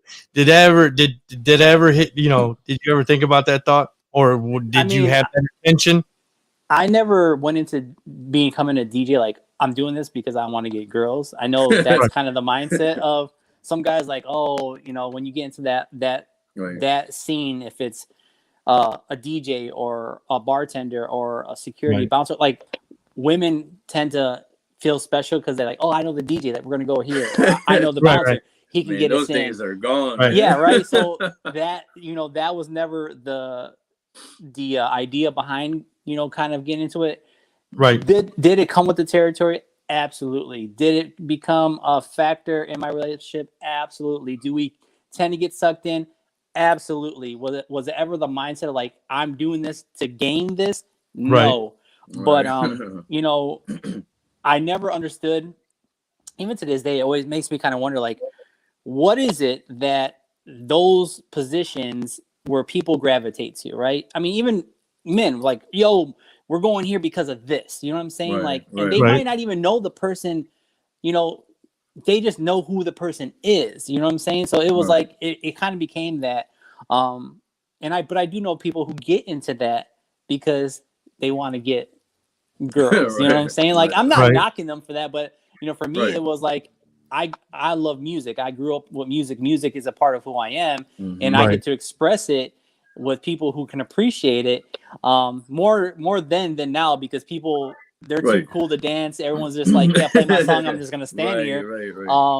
And you can't even appreciate a good set today. You know what I'm saying? Like, I think that's why the online shows are getting a lot more love, because people want to hear their music and they can appreciate a good set, versus being in a bar and people are just fucking too worried about being cool and like, I don't dance no more. I'm just here to have a drink, but I want this motherfucker to play my song. And if he don't play my song, fuck him. He's whack. You know what I'm saying? Like, yo, chill the fuck out. What year did you get a divorce? My divorce was finalized in 2018. Oh, okay. So I was gonna say, so you didn't spend too much time DJing in single life, so you didn't get you didn't get to reap the benefits, I would say. I mean, I don't want to say so. It's a sticky situation. So when I went through my separation, it's like that mindset. Like, I'm not really trying to fuck around with people because I don't want the drama. I don't want the headache. I'm trying to get your shit together. Get my shit together. Just trying to stay focused. Yeah, like let me get me right. And then there was a lot, bro. Like a lot of people who were aggressive, and it's like I kind of had to become a dick, bro. Like, I'm not like, we all can have that moment, like we're kind of an asshole. Yep. I always prided myself that I'm not a fucking asshole. There is a difference between an asshole and a fucking asshole, right? So what would you say? What would you consider an asshole and a fucking asshole? One asshole's just like, yeah, you're straight, you know, to a girl, and then a Right. fucking asshole like, bitch, your Mm. ass is fat and you're ugly as Right. shit. You know what I'm saying? Oh, Like, I was there's a thinking the difference. opposite. Right. I was thinking the opposite. I was thinking No. you have one night stand and then you'd be like, hey, there's a taxi outside, you know, for you. That's what I was. It had Yeah. almost become to those points, honestly. It was just women are aggressive when they want to be, bro. Right. And during that period, I was actually having to become like just blunt as possible because it was legit. I was not looking for anything, and I seen your dad in the back. if someone wants to go there, I had to be very, very blunt with them. Like, this is literally what it's going to be, and there's no like, hey, I'm gonna stay the night. You gotta get up and get the fuck out, bro. You know what I'm saying? Because I mean, Uber existed in 2018. I'd be like, hey, you know, I just called you an Uber. It was funny. Some of the Uber. people I had to kind of be like that with. I'm like, yo, like it was cool and everything, but you It know, was you gotta cool. go. You know what I'm saying? Like, you gotta Yeah. go. Well, no, I'm just saying, you know, there's the fucking asshole. I hear Yeah, the you. Uber's outside. It wasn't that good. You know what I mean? So I don't want to. Yeah. I don't want to hold you up. You know what I mean? It's like those things, bro. And, Right. and I think women can be is victim like men do. Like sometimes men, if we get told no, like that, we want to go get even more, right? Right. Women can do that on another level. Like I'm telling you straight up, like no, and they're like, I love you. Like, wait, like Right. you're not listening to me. You're not hearing me right now. You know what Well, I I mean? think, hey, Alex, you've gone through that. You're not hearing me right now. Hey, I don't go through nothing. Hey, she go through doesn't nothing. get it. But Yeah. go ahead. I make sure showing guys up stay at my away from house. those- I don't know all what's those going traps, on. man. All those You know, traps. So it's Had- funny had- story. had some- I had some love stalkers, bro. I love my my kid's mom, but yeah, that was the thing. Like, I live downtown at the riverfront apartments, and I think that was one of the things that it's kind of funny you're saying that. Somehow she stayed one night and she never went home. Like, I was like, oh, you're still here. So Never went home. it's like I would come Sleeping down and bag. she'd be cooking. I'm like, what are you doing here? You know what I mean? Like, so yeah, that's the thing. Yeah, Alex is laughing. Man. It's true though. It's like, yeah, you still here? What's going on? You know, Right. so His and that's her, funny. his and Sometimes hers they towels. say that, you know, like, you know, you say, I love you. Wait a minute, what's going on? So yeah, that's funny you're saying you said that. So so 2019, you guys do Lit. It's going great. Now you kind of walked away, doing your own thing again. How's that going for you? You released a CD that we're promoting today.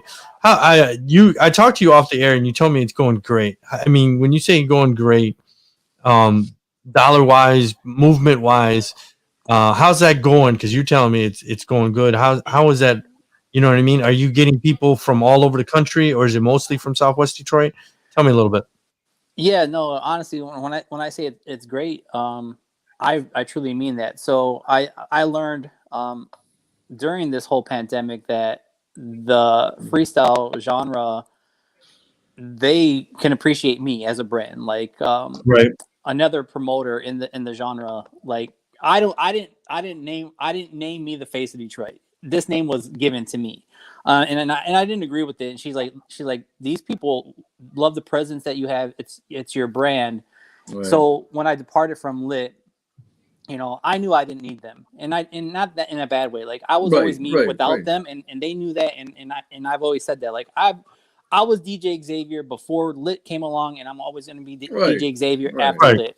You created you, man. So. Exactly. You know what I mean? And I never needed anybody to help me promote or be who I am. And they know that, and it is what it is. But so that's why they wanted you though. So, you know, they're, you know, obviously. Yeah. So it's when all, I parted ways for them, I still knew I had the fan base and the support from all these people. And they have been waiting, man. They literally have been waiting, like, you know, when are you going to do more interviews? When are you going to start DJing live again? When's the next CD coming out? So when I was ready to make the new CD, I knew it was going to be a success just because I have the support and my brand is bigger than I know sometimes. So yes, the numbers are doing well. And I'm getting a lot of support from the country. So you asked, is it just Southwest Detroit? No, man, honestly, like I get it from the neighborhood. Probably not Right. as maybe not as well as others, which is perfectly fine for me. Right. But from the country, I'm getting a lot of love, bro. Right. Like, And you know what? I got a quick Congratulations on the success, man. So thank much you. love on that stuff. Well, So I I got a was quick just like wondering how that's going. Once again, we're promoting his right. volume 4, DJ Xavier, Secrets of Love. So if you guys haven't got the CD, inbox him. If you want to give your social media handles, so if they need to get a hold of you or DM you to get that CD, if you could go ahead and if you want to shoot that off. Yeah. You guys, obviously, I'm on the Facebook, so Mhm. DJ Xavier 313. You can add me on the Instagram, Xavier underscore swag 313. Snapchat, same thing. Xavier has swag. Phone number. What is it on Instagram again? So you're gonna Instagram is going to I see. be. You see me? Yes, yeah. Okay, I see it. Yo, I got you. And then, Cool. of course, Cool. the phone number is. I'm not shy to give my phone number out because it's out there. I don't Right. care who you are. So you can shoot me a text 313-779-0751. Yeah, just reach out to me. None of my pages are private. I don't fucking believe in that shit. I have nothing to fucking hide. Yeah. I post whatever the fuck I want. You Yeah. can I ask got me any tons. fucking I got tons question. to hide. I got tons to hide. Yeah, and Well, I get a kick out of people's that are supposedly like business people and stuff like that, which actually I actually have mine on private, but I kind of take it off. I got my own little ways with social media. He's a I'll leave it off. blocker. He's a blocker guy. No, I'll leave it private, and then I'll make it public, and then give it about a week, and then you mess around with it, man. With social media, sometimes you gotta mess around with it, but He's got some crazy girls in his inbox. That's his it's problem. all right, man. Alex, you had a question though, man. What was your question? Oh no, you know what? Well, when you were talking about like just getting love from out of the country and stuff, like me and Drake, we had a little talk. We kind of we kind of notice, you notice social media who's kind of showing you love, and you can't really always go by that. But like, I guess my question is like, yeah, we notice like a lot of close friends or people that we grew up with, sometimes you don't get that like amount of love that you would expect. So we kind of talked about that, and that's fine. Hey, you don't like what we're doing, click it off, tune into someone else. But like, did you ever feel like that? Like, as far as like with any of your albums, like wow, like I thought I was gonna get a lot of love from Southwest, but I didn't. Like, you know what I mean? Because and I understand it varies. So no, here's the thing. So I know, again, being from Southwest Detroit, and I think I learned probably years back that I don't need the neighborhood to support me for me to be who I want to be. You know what I'm saying? Like, sure, we know where we came from. I'm proud of that. But do I need them to be successful? Absolutely not. Like I want them, whoever grew up from the neighborhood and they're doing good things, great. Like I support everybody. Right. But I don't need to have that I guess satisfaction from the neighborhood, like, oh, well, we either ride with X or we don't. Right. That doesn't matter to me. Right. I'm gonna always be me, bro. So if I have one person from the neighborhood, if they were my best friend that rides with me, or if I don't have anybody, it doesn't hurt my feelings whatsoever. Right. Because they don't pay my bills, bro. You know what I'm saying? Exactly. And I know that I got others who ride with me, but I tend to notice the last two CDs, it's got a lot of support from the country. But again, it's because of the situation. The pandemic has affected so many others where more people are online more than ever. And then I do get support from their neighborhood. A lot of the older school who love freestyle, they love me, bro. And I love them. I believe it. I love them, bro. I truly, truly do. But do I need the support? No. Is it nice to have it? Absolutely. Right. But I'm not hurt if they didn't. Like my boy says, one monkey don't stop no show, man. It really don't, bro. And I know there are guys out there who they feel like they need their support, they want the respect, and that's cool, bro. If that's what drives you and motivates you, right? Then more power to you. But that doesn't motivate me. That doesn't drive me. I do, bro. You know what I'm saying? Yep. Right. I got a question. Do you have a YouTube channel or no? I do not have a YouTube channel. Would you recommend I get one? Huh? Would you recommend that I get one? No, I was just wondering because I wanted to play a little bit of your music, and then of course I don't have a CD player. I have one in the car, so that's why I was just wondering if you had a YouTube channel, I could just go. You know what I'm saying? I could go to it and play for. Well, I'm gonna send you the USB too, since you didn't ask for one, man. So okay, I'm gonna send you the USB. Alex, I'm gonna send you both I appreciate as well. it, man. I appreciate appreciate a it. lot of love.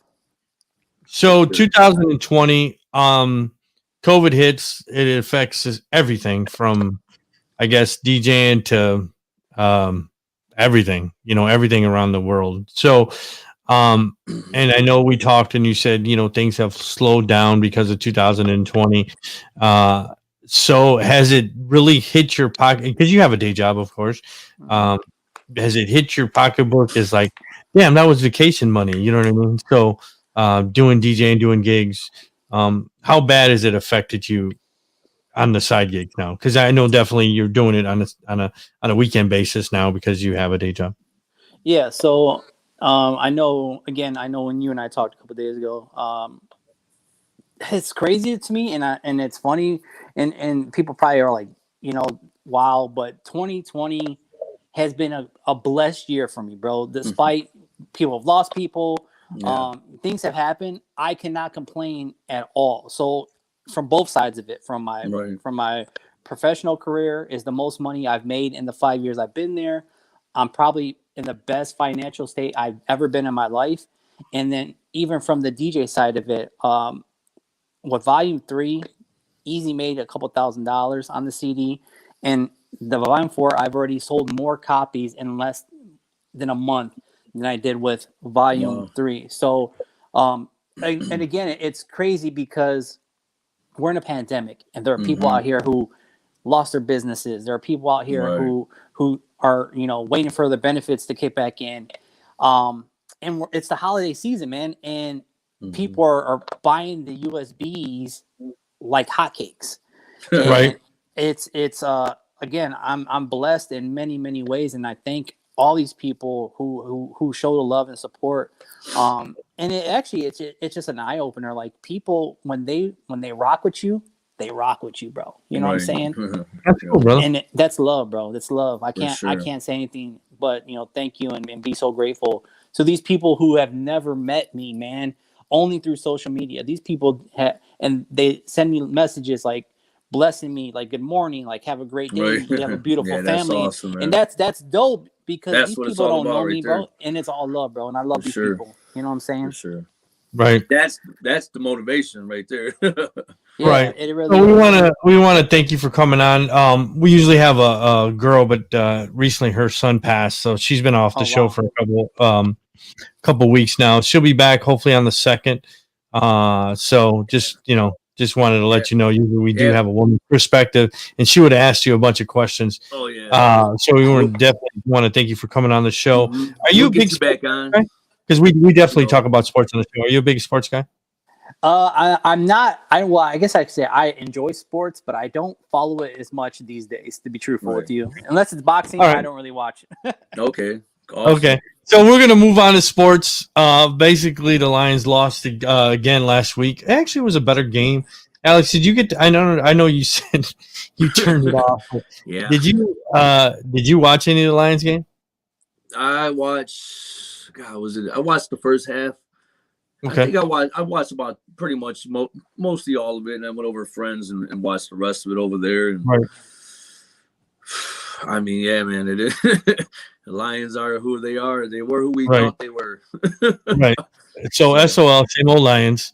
Coach didn't make a difference. I don't know if he's going to be there in the next season or not. One coach did, and he got his ass canned. Yeah. The special teams coach. The special teams coach. Yeah, he's gone. Stafford, they keep, there's always rumors every day that, he's probably not going to be a Lion next year. Do you think he's got what? Has he got 2 years still left on his contract? I think it's like 2 years. Yeah. So does he retire? Does he stop playing football and retire as a Lion, or do you think he goes somewhere and they shop him? I don't see him. I mean, like there's so many questions to be answered. I mean, first off, whatever team, if we trade him or whatever, the cap on him is going to be like someone's going to have to pay him like over 30 million. I believe it's like 32 or 35. Right. I don't know. That's a lot though. So right. I don't see him retiring. I don't see him. I kind of see him going home, maybe to Atlanta. I don't know what they're going to do with Matt Ryan over there. That's just my little prediction. You know, he can go to San Francisco. I mean, there's a number of teams he can go to. It's going to be a big shakeup, but I don't know, man. I like I said, I've always been a Stafford fan. One of the toughest quarterbacks we've ever. Obviously, the best quarterback lines have ever had since Bobby Charlie Lane. Batch. But Charlie Batch, you know, Charlie Batch does have a couple rings, but yeah. So I mean, I've always been a Stafford fan. Tough guy, man. He's just inconsistent, and then with the team that we built around him, ass backwards. I mean, he got 4 coaches in his 12 years he's been here. It's kind of, once again, the stability thing. It's kind of hard to do that, you know. I always bounce around to talk about the Pistons, and the reason I do that is because Dwayne Casey. I'm a fan of him. You know, he's been there for a few years now. They got something. They're looking they're young, fresh. So, you just need I was going to stability, man. But yeah, I don't know. I don't see him coming back here next year. I'd be surprised if he did, but we'll see. Okay. So the Steelers lost 3 straight. What's going on in Pittsburgh? I know Angie. That's Angie's team, but what's going on in Pittsburgh? Right. Oh, I think they're just. I mean, they're on a losing. Well, you talked about it. They're a playoff team, so it doesn't matter. Right. I mean, because we're not built for either regular season or playoff season. Right. I mean, I don't know, man. I mean, Pittsburgh. You know, teams like Pittsburgh, New England. You know, those teams are built for the playoffs. So I don't know. I mean, they're just, you know, I get it out of the system now. So, you know, and maybe that'll benefit them. And I don't know. It only, like I always say, man, it only takes one loss to get knocked out. So in the postseason. So right. So do you watch much basketball, Xavier? Or no sports at all? No sports at all. Unless it's baseball, which I didn't really get into this year just because of the pandemic. I'm a boxing fan. I follow UFC here and there. I prefer boxing to UFC. But, me too. Yeah, it's kind of hard to keep. I sent Alex a picture that I bought my dad yesterday. I bought him and Alex made a funny joke, but I bought him a signed autograph Hitman Hearns. I love Hitman, but come on. And my Alex said, "Is there any coke in the glove?" And I said, "No, there's no cocaine." Probably a bag in that glove, man. Tommy was good until he got hit, bro. Yeah, he was good until he got hit, bro. So did you watch the Tyson fight? I did. Yeah, what'd you think? I'm not gonna lie, bro. I thought Mike looked good for being 54, bro. I thought he looked really good. I mean, obviously, Mike was the baddest man on the planet, right? Especially growing up. I came up in the Jones era. I was a huge super, Roy Jones fan in the 90s. I would have preferred Roy not take the fight. Just for the simple fact, to be knocked out, 5 out of your last 8 losses is not a good thing. and that's what made me think that he was going to get knocked out. Yeah, I mean, you get glanced with a Tyson punch, you might be asleep, bro. You know what I'm saying? Right. I didn't want to see that. I said to a couple friends and even to Drake, I said, you know what? I don't care. Tyson could be 70 and I still don't want to get punched by him, man. I'm sorry. I mean, the last thing to go on the guy is your punch, you know what I mean? But for him to go in there, I mean, especially the first couple rounds, I mean, the upper body move, I was impressed. Yeah, for sure, man. I mean, at the age he's at, looking that good, come on. Looked super good. Even Roy looked good the first round, using his legs. I thought he did too. He looked like he gassed out super quick. And then, of course, Mike being on your body, bro, that's an old man, bro. That's old man body. And kidney shots. I enjoyed it. I called it. We were sitting actually with Sylvia and a couple of her cousins, and they're sitting there and they're getting hyped. Mike won. I'm like, it's a charity event, bro. It's an exhibition. I'm like, it's a draw. And then 5 minutes later they called the draw. I'm like, they weren't gonna embarrass these guys like that. You know what I mean? Right. But no, I enjoyed it.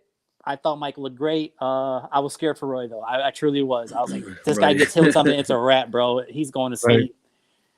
That's a long So fall. you said you're a UFC mixed martial arts person. You like UFC? Yeah, I like some of the UFC guys. I like to follow it. I was a big GSP fan some years back. Right. Right. So the guy that knocked out Nate Robinson, the YouTuber, Yes. he picked the fight with Conor McGregor, but Yes. Conor McGregor does not want nothing to do with them. What are your thoughts on that? Because he's like, I'm 2-0, you're 0-1. You know what I mean? And you're a bitch, and come and fight me. Well, he talked about his wife. I mean, too. he's fighting Mayweather in what is it, February? He's supposed to fight Mayweather in February. Paul, So, the brother. It's May, I think in May. Oh, May. Okay. So, I mean, what's your thoughts of? I mean, he definitely. I'm not saying he's a skilled boxer. I mean, he knocked Nate the fuck out, right? I mean, that was like a Friday thing. You got knocked the fuck out. I mean, this guy was, you know what I mean? He got knocked into the next round. That's hilarious. It's just funny. You know what I mean? So I'm gonna, Mick. You're gonna get knocked in the next week, Rock. But he, you know what I mean, knocked the shit out of him. But I mean, what is your chances of if he beating Mayweather? Why would you pick a fight with McGregor? I know Alex said it's all about money, and he's trying to promote his brand. Even the guy from Showtime, and I can't think of his name, or the guy that was interviewing, he's like, "Oh, I'm a good fighter. I'm 2-0 now," and he's like, "Dude, like you just started. Like there's years you got to put in a lot of work before you're talking shit like that." But what was your thoughts of him winning, and then what is your thoughts of him fighting Mayweather and then possibly calling out McGregor? Well, for me, just because I boxed early on. And, that's right. You said you did box a little bit. Yeah, okay. I've trained fighters. My family have trained fighters, but so to see like this, obviously both sides. So Paul, a lot to learn. Big kid. Looks like he probably could hit once he learns the technique. Right. Whoever Nate's handlers were, they just threw him out there. It was embarrassing. Yeah, man, that was like, I don't like to watch stuff like that. Like you guys kind of threw this kid out here with somebody who I don't even want to say who was better, but just slightly had a better technique because he's being kind of shown things. So it was a little bit of embarrassment. The post fight interview with Jim Gray is his name. That's who you were looking for. Yeah, Jim Gray. There you go. Jim Gray. I like him. Comical. I don't think. I think he is trying to definitely promote a big fight.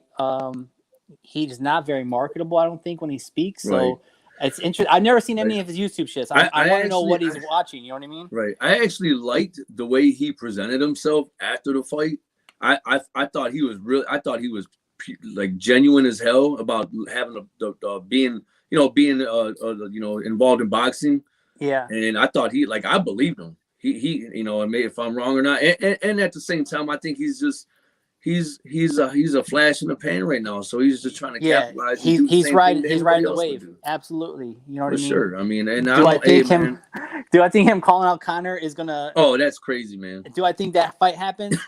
Probably not. Dana White to do anything you can by talking about the guy's wife.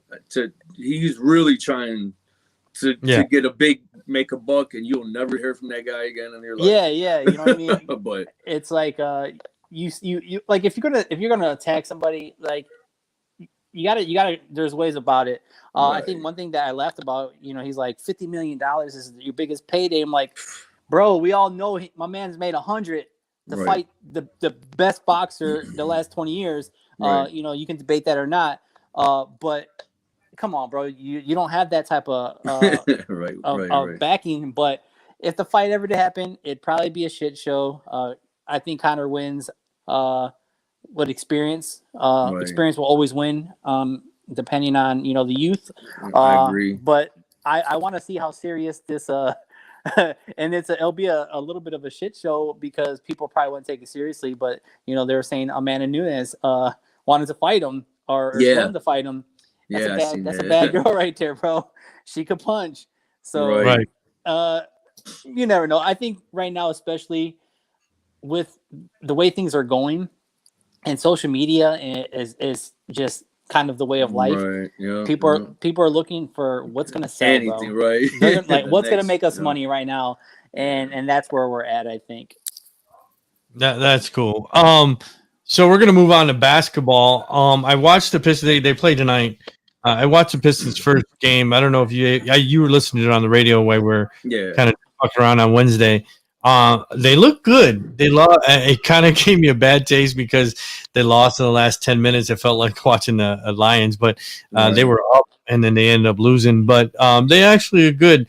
A lot of guys that we don't know. You know what I mean? A lot of young.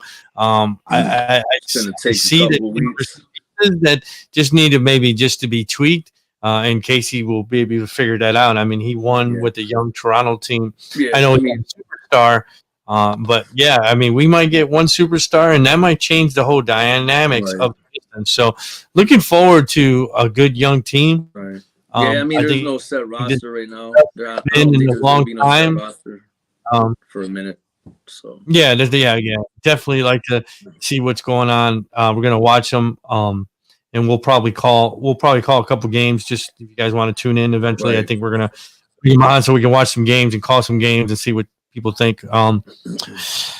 So didn't have much, and I know your girlfriend Sylvia is in the medical field, and COVID is this vaccine has been launched. What is your thoughts about taking the vaccine? What is her thoughts? Is she going to be forced because she's a nurse? I don't know if she really knows that just yet. I know, to be honest with you, we actually got to go test today. Not because we're having symptoms or anything like that. It's a requirement. So we're actually getting ready to go on a vacation. Is that for your job?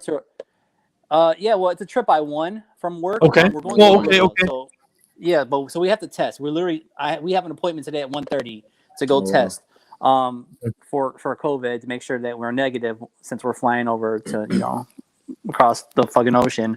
But for her, obviously she sees a lot of patients, right? And she's been on the front line since all this happened. And I was actually really worried about her in the beginning because supplies was a big deal, right? A lot of the clinics in the area, they couldn't keep up for COVID supplies. So that was a concern. And I always worried about her. And I know right now with the vaccine, I don't know if it's a good thing just yet or if it's something we should be worried about. I'm always nervous about putting something in your body, right? You're putting this in your body so you can kind of be immune to it. But I know there's talks of here that the nurses are going to be forced to.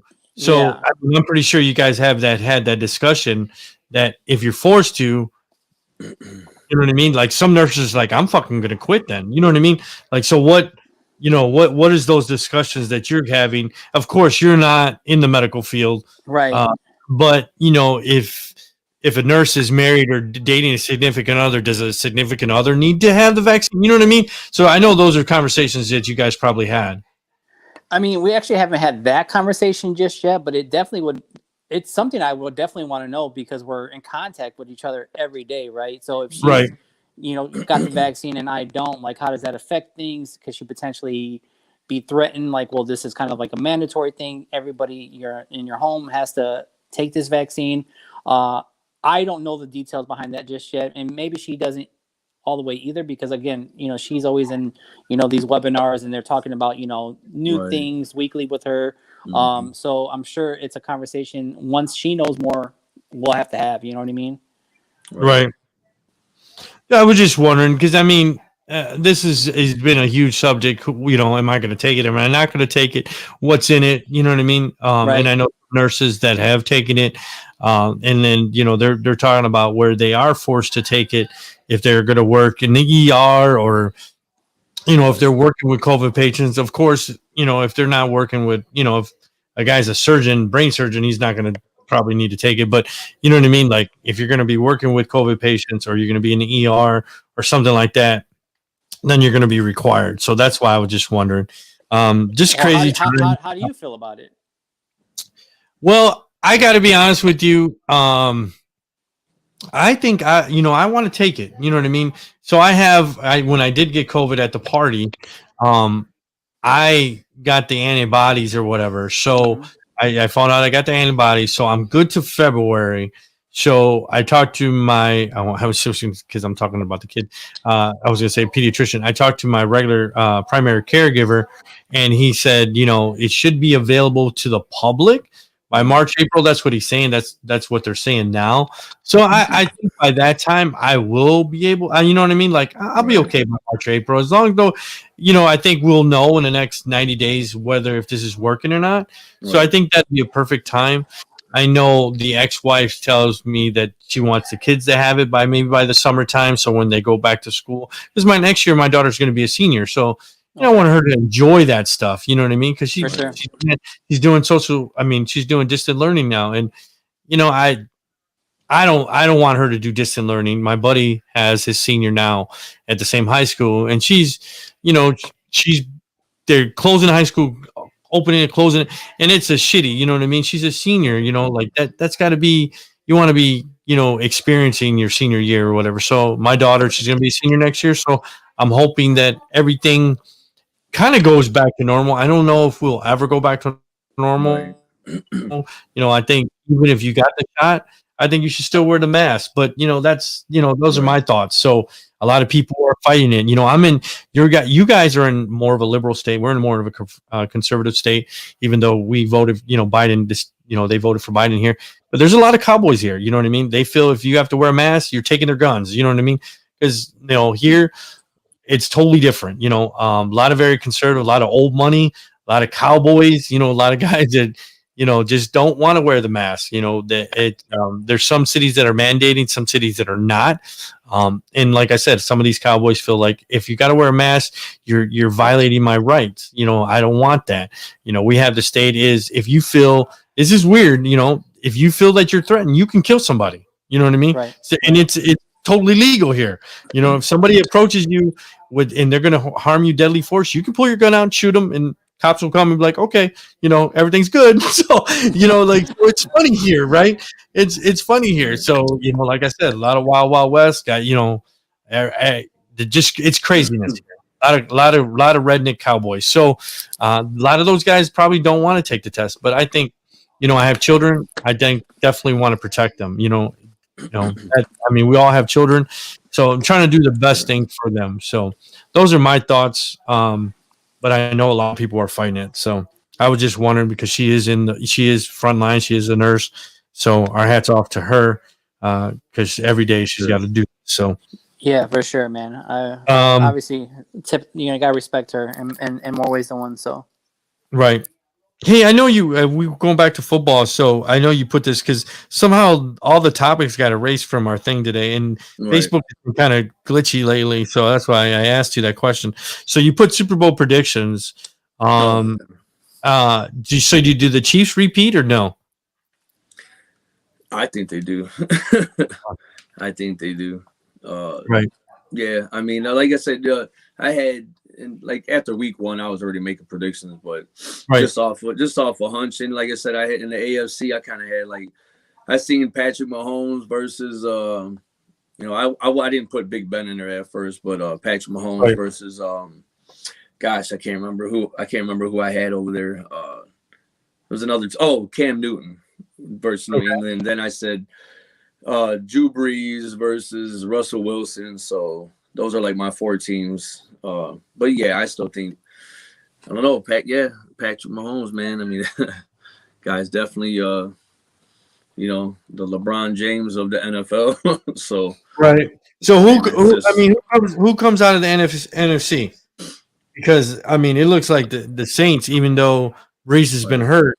Right. I mean, is it the Saints that come out, or is it Green Bay? I mean, even though we hate Green Bay, but is it the Saints? You know what? I think I mean, I'm gonna stick with Drew Brees, man. A lot of people, put him up on that pedestal like he deserves to be, surefire Hall of Famer. Everybody came in. Obviously, the biggest news was Tom Brady going to the Bucs, and not even so much Cam Newton, taking Tom Brady's place over there. So I'm sticking with my guns and sticking with Drew Brees. So yeah, I think it'll be If Okay. Patrick Mahomes loses, if the Kansas City Chiefs lose, then I think they're gonna lose. It will be to Drew Brees if they do lose. Okay. But, so All right. that's And then how I feel right now. you put NBA 2020 Hall of Fame. Who's up for nominations for the? Oh gosh, let me see if I pulled it up, man. Oh, you pulled it I up. wasn't ready. I wasn't ready. You wasn't ready. So I don't know if you recently. Okay, I don't think you wear glasses, but I recently were to get, and I can't remember how expensive glasses are. Do you wear glasses, Xavier? I do. I thought you did. I do. So, and I'm like, I'm supposed to have insurance, so I go to Pearl Vision the other day while he's pulling this stuff up, and I get new glasses or whatever, and they're like, it's $400. And I was like, for what?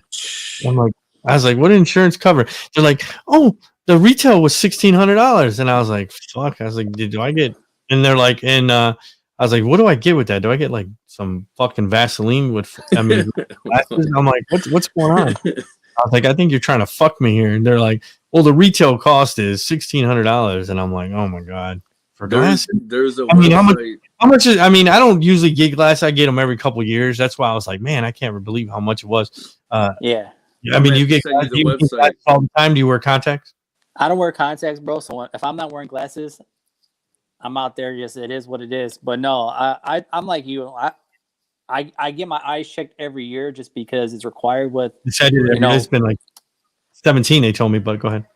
Yeah, no, I haven't bought a new glasses probably since 2 years ago. I'm due. But yeah, usually when insurance pays their little piece of it, you're spending about $300, $400 on Yeah, glasses, I just can't remember spending that much money. And I'm like, what the fuck? Yeah. And I don't wear contacts. I don't like nothing in my eyes, so that's why. Yeah, I'm good on putting shit on my eyeballs. Yeah, too, they bro. talk about that on one of the other podcasts I listen to, and I'm gonna have to give you that website, man.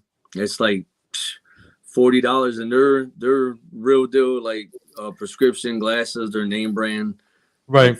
Like 40, 50, $60 a piece, quality stuff. Like these guys, maybe one day we can get a sponsor from somebody like that. But well, no, it's funny because the doctor goes, you're driving, you're driving, and I was like, yeah. He goes, well, you fail a driver's test. And I'm like, oh shit.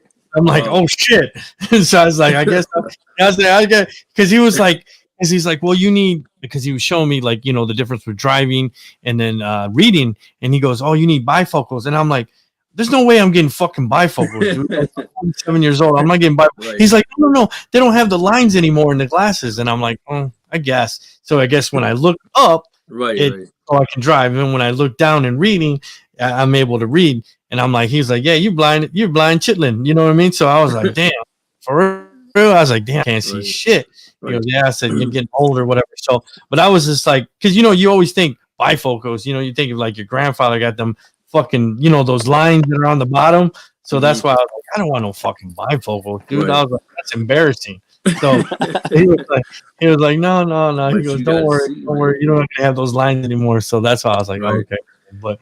That's a good deal. $60. I paid fucking $400, and I'm like, what the fuck? Right. Well, so, let me. I found it. Well, no, just send it to me. So, who's in the NBA Hall of Fame? So we can move on. He needs to go.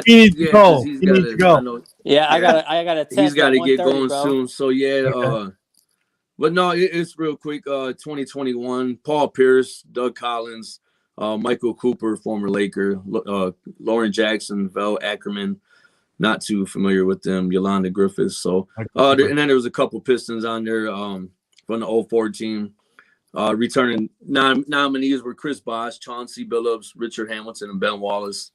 Yeah, so, Big Ben. And you missed that one. We said Ben, and she she wasn't getting that one, bro. Right. That one.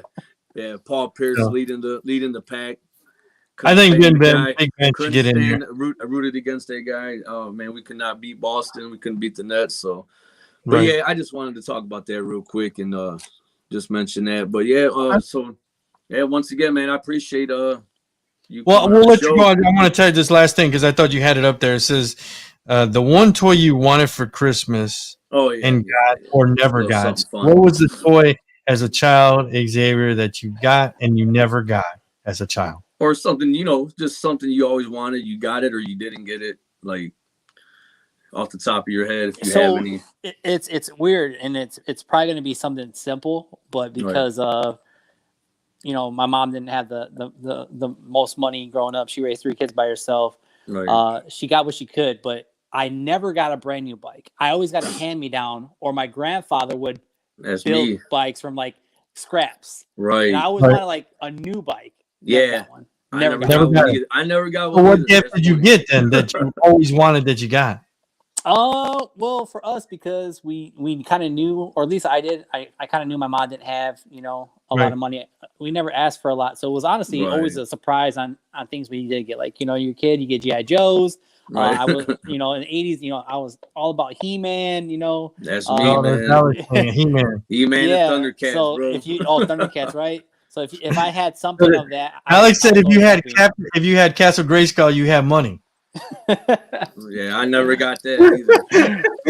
I got all the He-Man, but I ain't never got Castle Grayskull. But Yeah, My man. brother had Castle Grayskull. I would laugh. Right. So Never really asked for much. Always surprised when I right. got it. I was a simple kid too, man. The one thing for me was that I wanted it so bad. It was the video game Paperboy. Oh, I remember that. And for I Nintendo, wanted that right? so bad, man. So I got it, and I was like, I didn't even care about nothing else. So that's the mine. game Paperboy. That's crazy. That's a I'll leave throwback you right with that there. story. I told Alex over the phone. We'll cut it off. We'll cut it off now. So I wanted a Run DMC sweater. They had the New York skyline and said Run DMC. And I want to say that was maybe 85. So I was always a nosy kid. I found out Santa Claus wasn't real probably at like fucking 7. Like, you know what I mean? Like I was a nosy fucking kid, right? So I would always go, my parents would have, different hiding places for gifts and stuff. So I found this Run DMC sweater that I wanted. It had to be about $100 back then, right? So I'm thinking 85. There was this house party that I wanted to go to. It was not actually at a hall.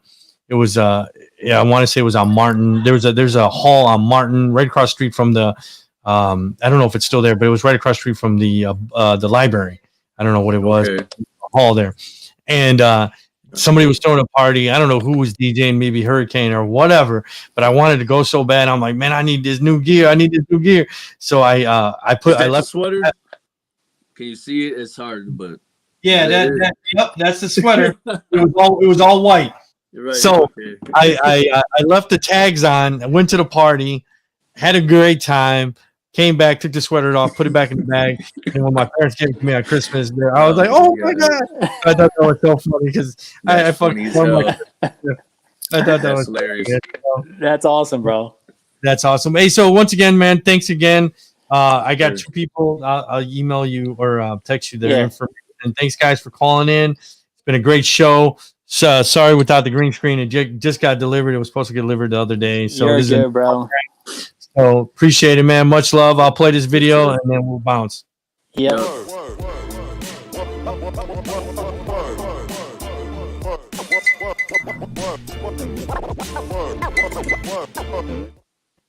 Thanks, guys. Peace. Stay safe. Much love, Max. Thanks, brother. Happy New Year. Happy New Year. Happy New Year. Happy New Year.